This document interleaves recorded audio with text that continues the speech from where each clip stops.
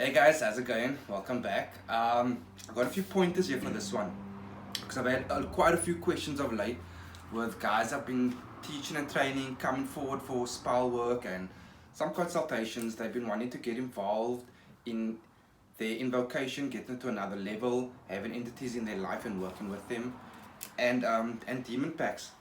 And a lot of guys are struggling and they're like asking me, why is it not working? What's going on? So I want to give a small informative vid for you guys today on when and why won't a demon pact or invocation work.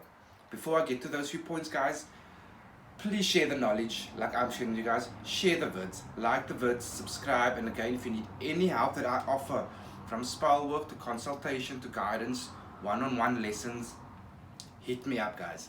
So let's begin. So the first reason why your invocation or demon pact will not work is your state of mind is simply wrong.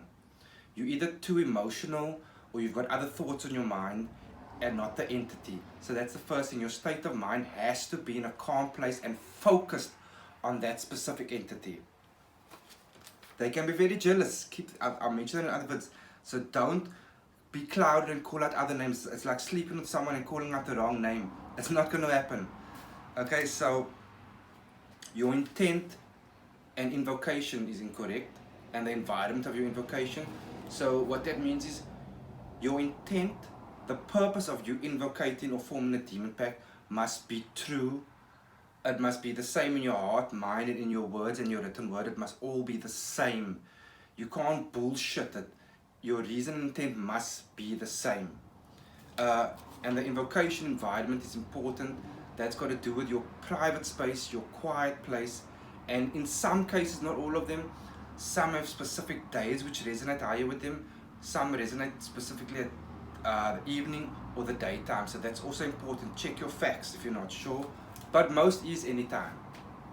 Okay, another one you might not want to hear, they simply don't want to have a relationship with you.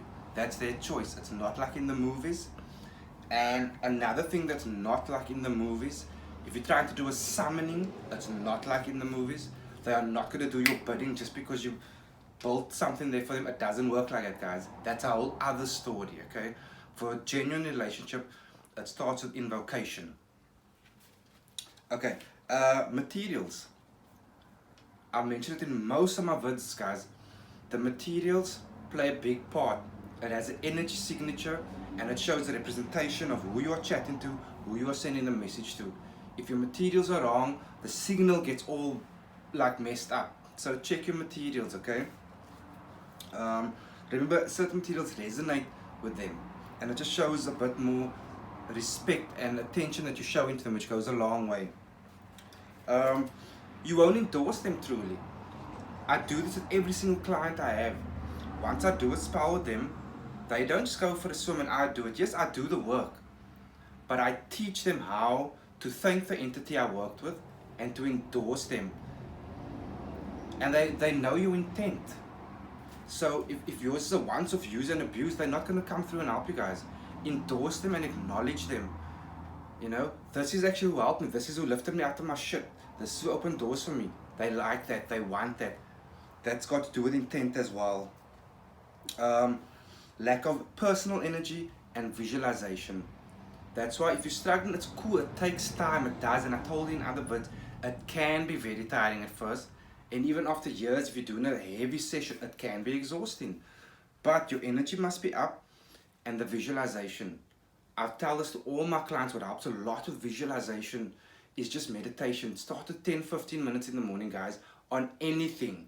It trains your mind to focus and to block out all the other shit, because that's the state of mind you need to be in when you are visualizing in an invocation. You need to visualize.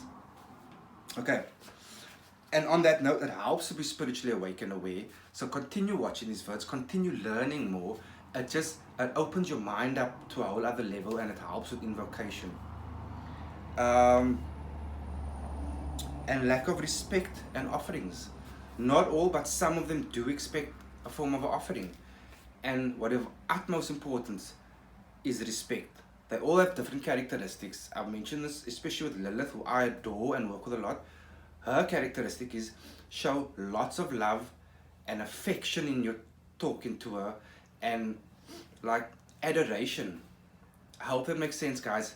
Learn more about them, and you'll learn their characteristics and how to speak to them, and how they'll better, you know, take your hand back when you put it out there for them. Guys, I hope it makes sense. Till next time, cheers.